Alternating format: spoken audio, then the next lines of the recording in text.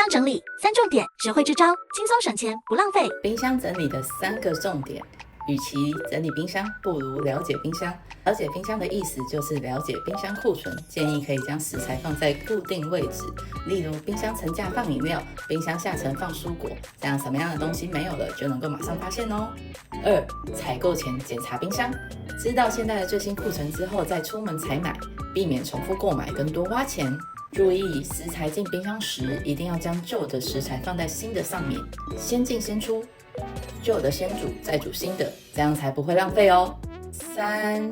学会清冰箱料理，再怎么努力做库存管理，难免还是会剩下半颗洋葱或是一点点的高丽菜，清冰箱料理就能够派上用场，一次解决剩菜问题，将冰箱清空，回到原点。以上是冰箱整理的3重点，你学会了吗？追踪这群整理师，更多居家生活整理搬家省钱妙招。